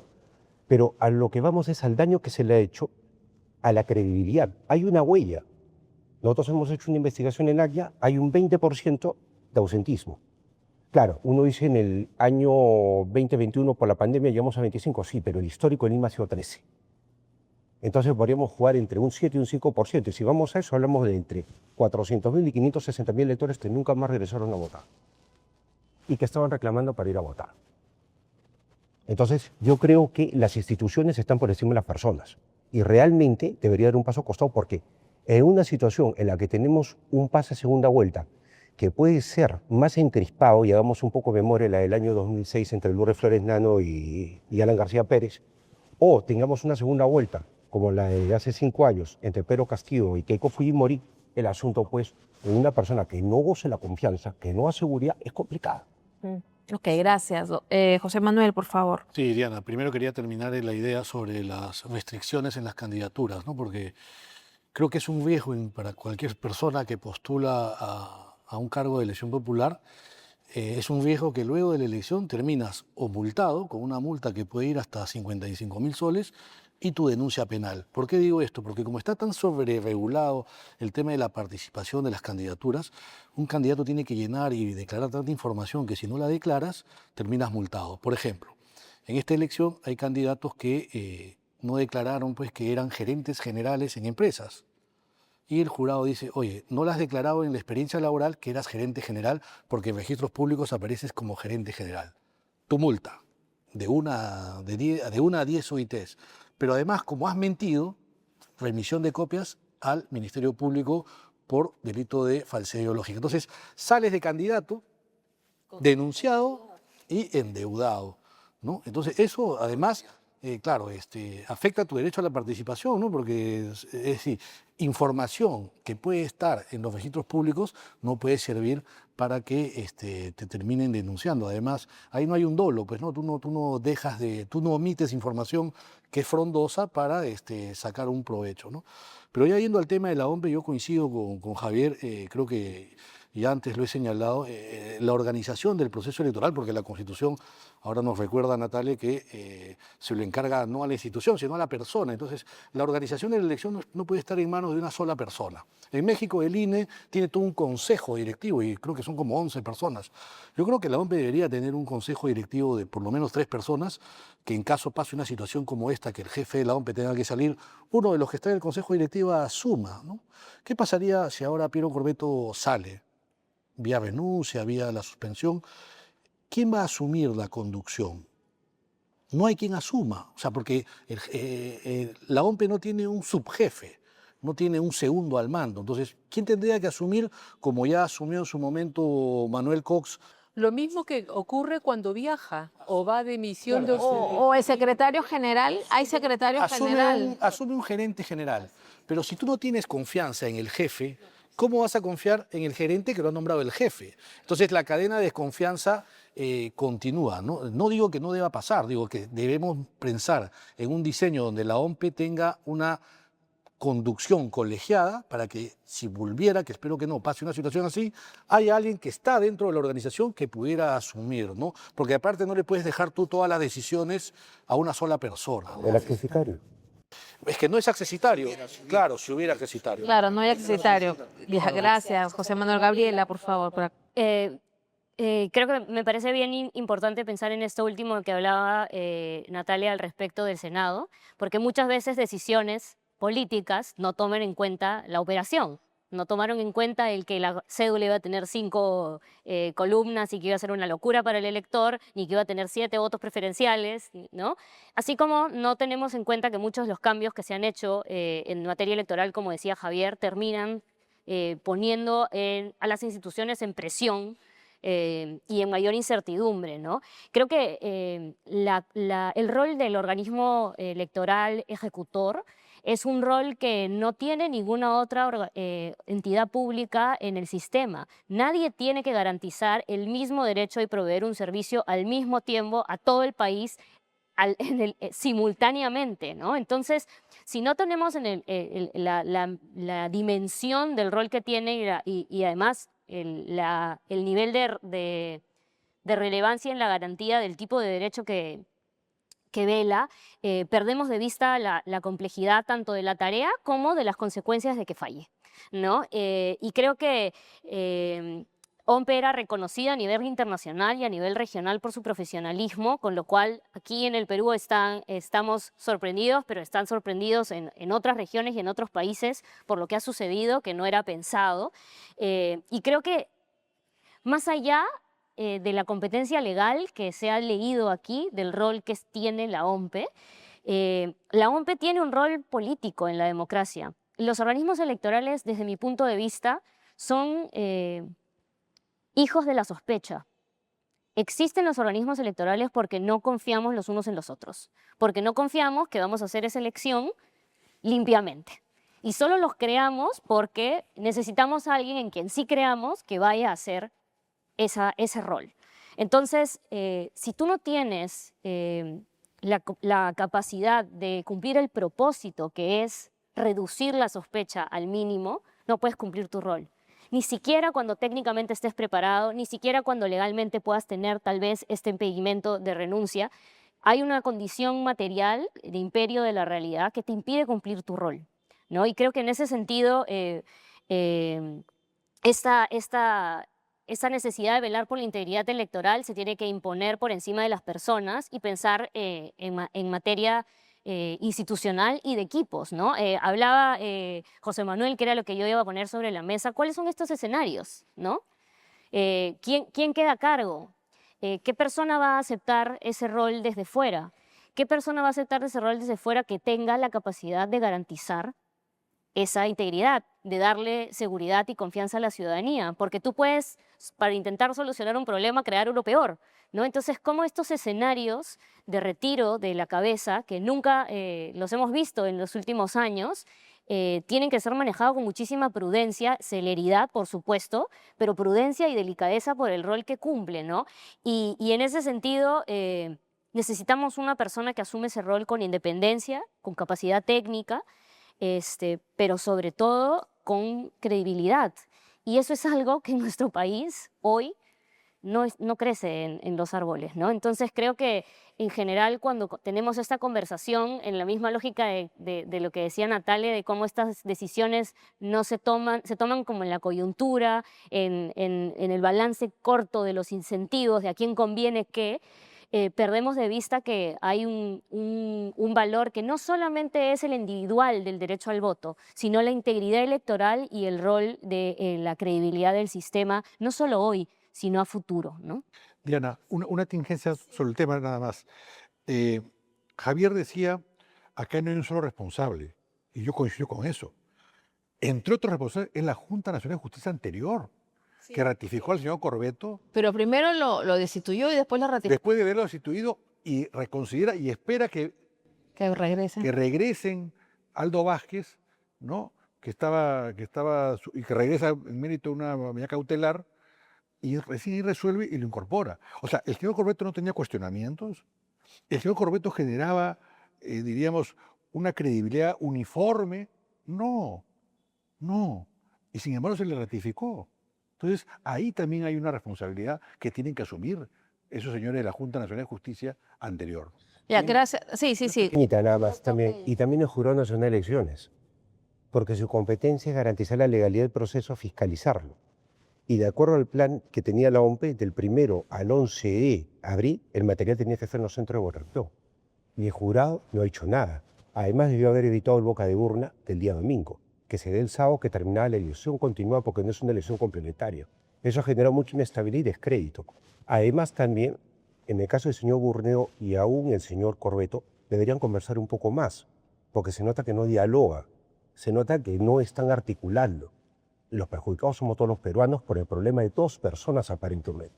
Muchísimas gracias. Yo quiero ahora ir a la última ronda, que es un poco ya las conclusiones y analizar brevemente, porque ya estamos casi a 20 para la 1, brevemente sobre todas las reformas que hemos hablado acá, y quiero recoger, por ejemplo, lo que decía Javier, de que no hay segunda vuelta, por ejemplo, en México.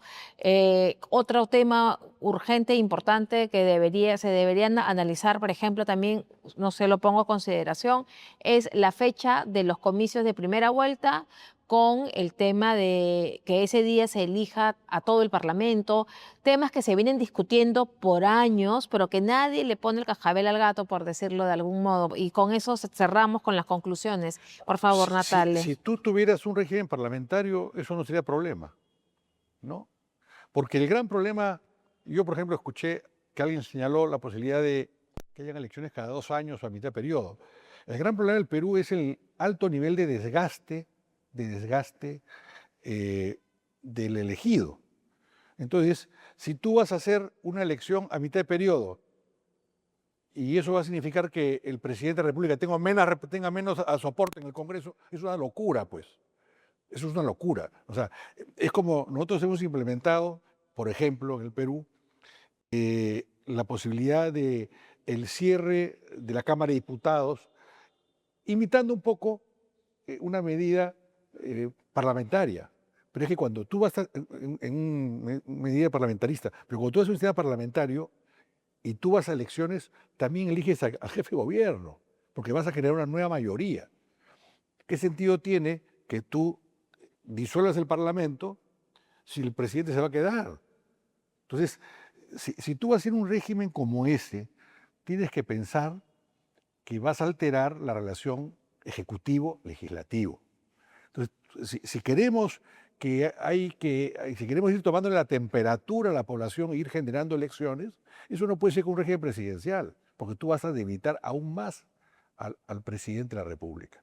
Entonces, hay medidas que hay que pensarlas en la racionalidad que responde cada institución, ¿no? Y por eso a mí me parece que tenemos que ir, después diríamos, de estos 200 años de república en la cual el presidencialismo ha fracasado estrepitosamente, ir a buscar a un método que ha funcionado en los países que han tenido grandes situaciones de crisis institucional como la que ha tenido Perú, que ha sido España, que fue Italia, que fue Alemania, ¿no? Entonces ellos dieron un paso, y que eran países caudillistas, dicho sea de paso, dieron un paso hacia el parlamentarismo. ¿Cuál es el riesgo del parlamentarismo?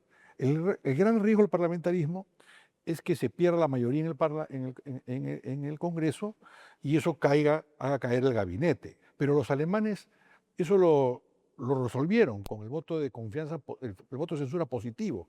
O sea, para censurar al jefe de gobierno, la medida tiene que estar con el nombre del reemplazo. O sea que al votar en la censura ya está el reemplazo. No hay vacío de poder, porque si no nos podemos poner de acuerdo en que tal persona no sigue en el gobierno, pero no nos ponemos de acuerdo en quién nos va a reemplazar.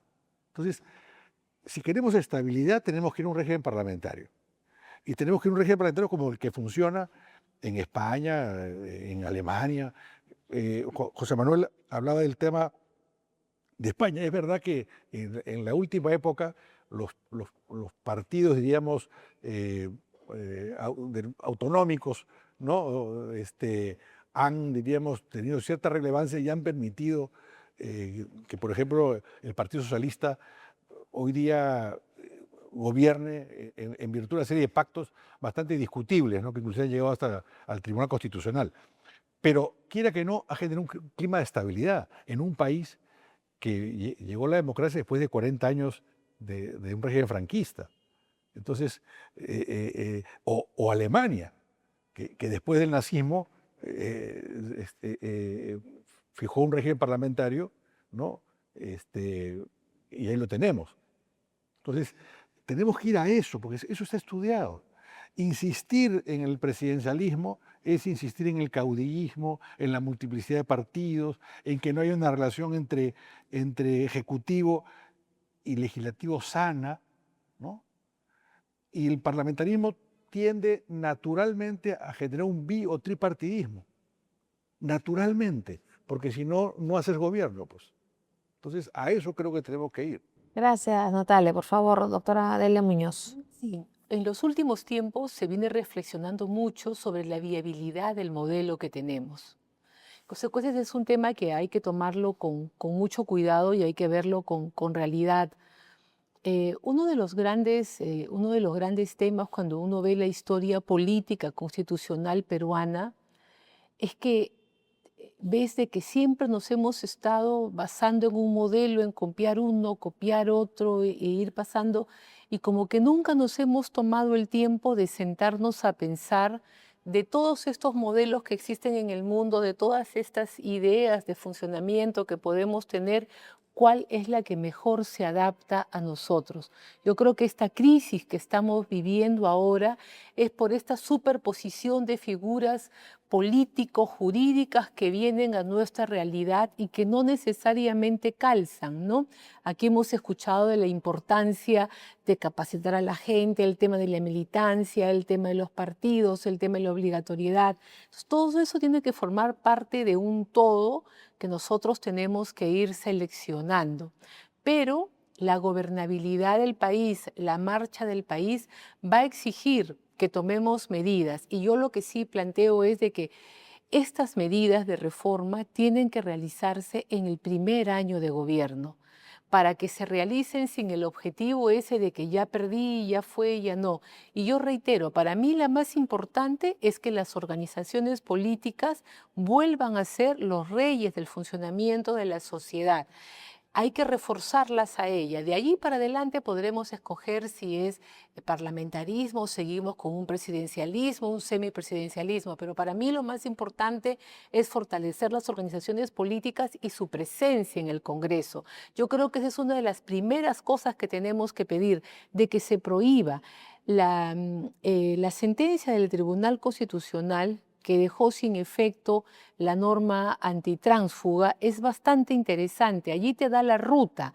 Tienes que hacer una reforma constitucional para establecer y ir también al tema de la sanción o por lo menos establecer medidas. Tú te sales de un partido porque ya tu convicción fundamental, ética, no te permite continuar. Muy bien, pero tienes que tener un periodo de vacancia durante el cual no te puedes incorporar a otra organización política, cuando menos, porque lo que vemos en el escenario periodístico es de que se salen de uno, se pasan al otro, ven para aquí. Entonces, para mí lo más importante es fortalecer la organización política como tal, dándole 2 o 3 medidas muy puntuales y de allí para adelante tener una conversación muy seria sobre qué tipo de país queremos ser, si queremos seguir siendo regional, si queremos tener municipalidades, esta cantidad de municipalidades que tenemos.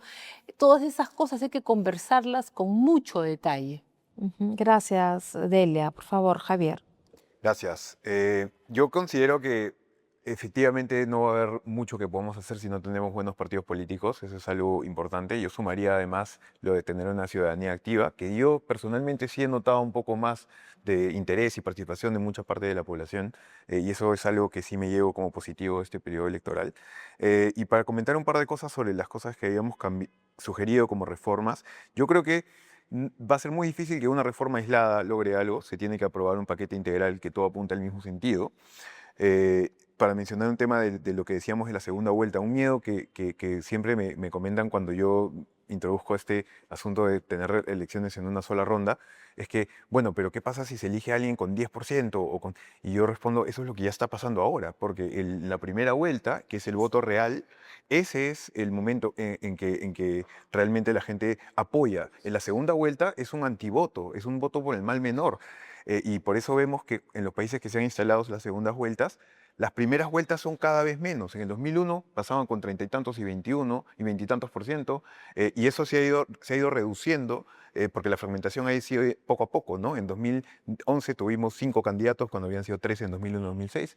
Después, en 2016, salvo Keiko Fujimori, hubo una gran fragmentación. 2021 fue fragmentación total. Entonces ha sido progresivo. Salvo que haya diferencia determinada. Hay países que tienen, si es que hay X porcentaje. Sí, hay umbrales diferentes, ¿no? Pero solo para mencionar ese miedo que a veces se tiene. Después, yo también coincido con que hay que cuestionar el modelo presidencial.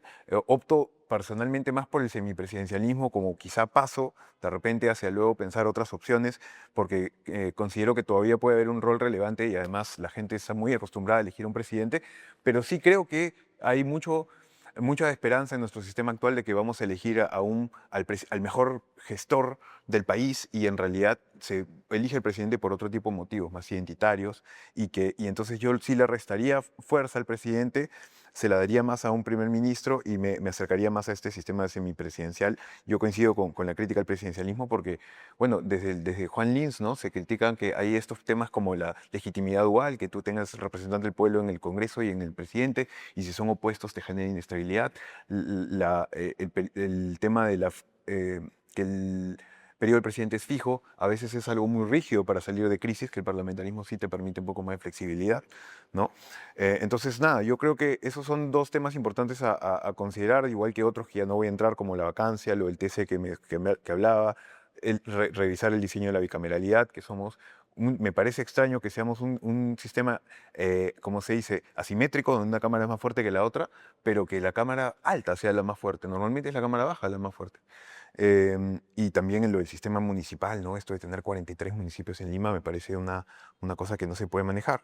Pero ya no voy a entrar a más por el tiempo. Muchas gracias. Muchas gracias, Javier. Por favor, doctor Tello. Sí, es importantísimo tener en cuenta todo lo que se ha vertido ahora, porque en realidad sí, efectivamente, tenemos que replantear el presidencialismo que está en crisis. ¿Qué nos ha demostrado la crisis de 10 años? Que si no tienes una bancada sólida oficialista, no gobiernas. Ahí está la crisis del presidencialismo, real y concreta. Otra cosa más respecto del pase a segunda vuelta. Los candidatos que estaban seguros en segunda vuelta, 33% en promedio del 2001 al 2016. 3 elecciones consecutivas, 33% en promedio. Están las cifras ahí. En el 2021 cae y tenemos este enanismo político, esta pelea de muchos chiquitos que quieren entrar a la segunda vuelta, porque ninguno supera siquiera el 20%. Ahora, sobre lo que también se ha dicho, y es importante ya entrar un poco en soluciones, habría que pensar en el presidencialismo, habría que pensar también en el transfugismo. Me parece que el partido es el titular de la curul, no la persona. Para eso hay que eliminar el voto preferencial, pero da debate largo eso. Hay que tomar en cuenta la renunciabilidad al cargo, si se va a postular otro cargo de elección popular, para evitar malos entendidos de uso de recursos públicos y de poder. Hay que pensar además también en el tema de los partidos políticos. Tener a los partidos políticos como entes permanentes en la sociedad, articuladores, parte del tejido social. Y que no sean meras máquinas electorales como se planteó en el año 2019, donde, y un poco recogiendo lo que dijo también Gabriela, hay un problema. Las reformas hay que hacerlas necesariamente en este ciclo electoral que va a empezar. ¿Sabes por qué? Porque las reformas del ciclo electoral anterior se desbarataron. La reforma del 2019 nunca iba a ser reforma. 6 de 12 proyectos. No sirvió. Y no se aplicó tampoco nunca las PASO. Ahora, sobre el tema de lo que hemos visto, el rol de los organismos, o en este caso del Tribunal Constitucional y del Jurado, organismo que administra justicia en materia constitucional, en materia electoral, a nombre de la República. No se pueden exceder y tener funciones parlamentarias. O sea, ellos tienen que aplicar la ley. Y la interpretación, y seguro Natalie Germukesen, ¿qué decía con eso? ¿Qué decía Germukesen? La norma tiene literalidad, la Constitución es pétrea, puede tener desarrollo constitucional con el bloque de la constitucionalidad, pero no podemos caer en el exceso. Y lo que hizo con las 30.717 fue contravenir la Constitución expresamente, sacando una norma que evidentemente no estaba en rango de la Constitución. Hay que replantear eso, hay que legislar mejor. Y en lo que se refiere, por ejemplo, a los partidos políticos, vuelvo a señalar que el proceso de democracia interna es fundamental que se lleve y se lleve realmente, como dijo José Manuel, con la supervisión de los organismos electorales. Tienen que estar involucrados, pero en eso sí, en procesos de un militante, un voto, que son los más democráticos de todos. Tenemos que proscribir el tema de delegados, tenemos que proscribir el tema de el afiliado y no afiliado. El tema de los préstamos, los También. aportes y los préstamos, creo que es una saca de vuelta, ¿no? Ahora, sobre ese punto también hay que dar también todo el tema de financiamiento. Es importante también, ya para concluir, tener en cuenta de que hoy en día la sociedad civil tiene que asumir el rol. Nosotros, por lo menos desde AGIA, estamos clarísimos en que tenemos que asumir un rol con toda la sociedad civil para marcar realmente una agenda política del país. Los políticos van a legislar o van a regular o van a gobernar muchas veces en función de sus intereses y cálculos propios. Pero la sociedad civil tiene que presentarse y tiene que marcar una hoja de ruta, tiene que ser vigilante y no puede tener un rol tan pasivo. Gracias. Gracias, por favor, Sí, creo que José ya Manuel. prácticamente se ha dicho todo, voy a ser breve. Creo que todos coincidimos en que se necesitan hacer muchas reformas. En realidad necesitamos entrar en un proceso de verdadera ingeniería, no solo política, sino de nuestro sistema electoral, que van de la mano, ¿no? Primero tienes que tú diseñar tu sistema político y a partir de ahí las reglas para que ese sistema pueda ser bien elegido, digamos, y funcione, ¿no? Me temo, no quiero ser pesimista, pero me temo que la composición del Congreso bicameral muy posible no nos den esas reformas, ¿no? Porque estamos viendo que las fuerzas que van a entrar son contrapuestas, ¿no? No sé si lleguen a unos consensos para que todo lo que hemos conversado acá y que seguramente la academia también va a dar muchas conclusiones, porque el Perú es un laboratorio para eso, no van a poder aterrizarse, ¿no? Las reformas electorales, por ejemplo, a las mínimas de hacer un código electoral, hay no sé cuántos ya congresos que pasaron y nunca la han podido plasmar, ¿no? Y nada, esperemos que algo se corrija, ¿no? No coincido en que la Constitución netamente tenga que ser pétrea, porque por eso existe la mutación constitucional, ¿no? Pero ese es otro debate. Muchas gracias. Gracias, José Manuel. Por favor, Gabriel. Creo que en general toda nuestra conversación tiene que ver con cómo la democracia requiere libertades, pero también autoridad, ¿no? Y creo que toda la conversación que tenemos es cómo se compone esa autoridad y cómo se ejerce esa autoridad. Y creo que uno de los principales problemas, además de la corrupción y de la falta de integridad de estas autoridades, es su condición de descartables, ¿no? Entonces, algunos de los puntos en los que a mí me gustaría poner énfasis para terminar es el tema de la vacancia.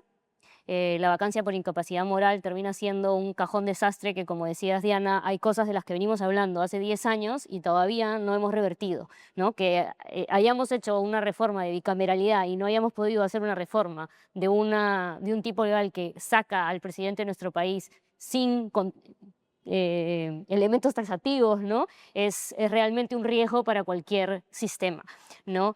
El segundo elemento tiene que ver con algo que ha estado flotando en toda nuestra conversación, que es la justicia, ¿no? No hay manera de generar mejor sistema si no tenemos una justicia que garantice realmente resultados justos, efectivos, eficientes, pero a la misma vez la sensación de que está hecha para todos. Cuando se le pregunta al ciudadano en encuestas y en investigaciones a nivel global, en el Perú decimos que el primer atributo de la democracia es que todos tengamos acceso a la justicia igual, ¿no? Entonces, no hay manera de defender la democracia sin garantizar justicia. Esa es la primera manera en que se come la democracia, ¿no? En que se entiende la democracia. Y el tercer punto para mí sí serían los partidos políticos, ¿no?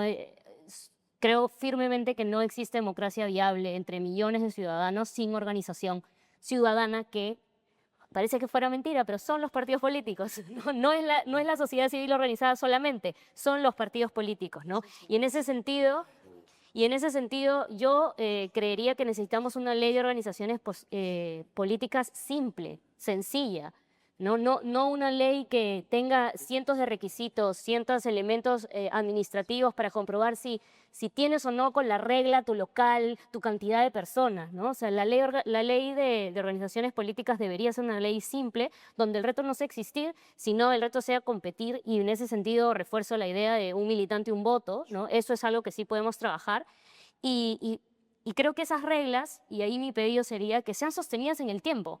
El problema en nuestro país, y hacer docencia para personas que quieren hacer política es un reto, porque uno mismo tiene que estar investigando a diario, porque a diario quedan las normas. O sea, ni el profesor sabe lo que tiene que dictar, porque el nivel de volatilidad Cambió la ley. de la ley es tan alto que ni los expertos nos escribimos entre nosotros para verificar lo que sabemos, ¿no? Si esos somos los expertos, ¿qué son los políticos y qué es la ciudadanía, ¿no?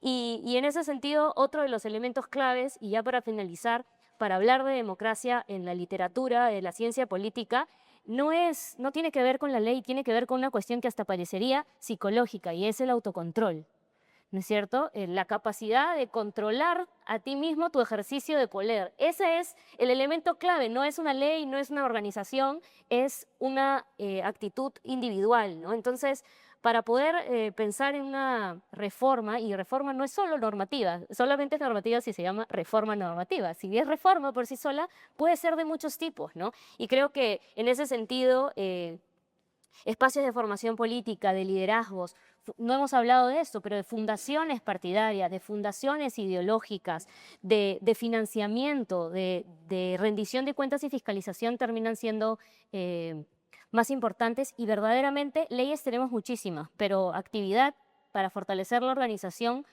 no tantas, así que creo que nuestra solución va a pasar por más bien cómo logramos que haya tal vez entidades desde la sociedad civil, desde los partidos políticos, que se fiscalicen entre sí, porque hablar de partidos políticos no es algo ni que la ley pueda determinar, como decía Natale, pero tampoco que el Estado pueda, o el gobierno, o quien esté en el poder pueda poner la definición, ¿no? Va a tener que ser algo que surja de la propia ciudadanía y de los propios partidos políticos. Muchísimas gracias, y bueno, hemos llegado al final de esta mesa redonda. Les agradezco mucho a todos los participantes por las ideas, por el debate y por la apertura y por darse el tiempo de venir. Esta mesa va a ser publicada en la edición impresa del Diario del Comercio de este domingo 19 de abril. Muchísimas gracias para todos ustedes.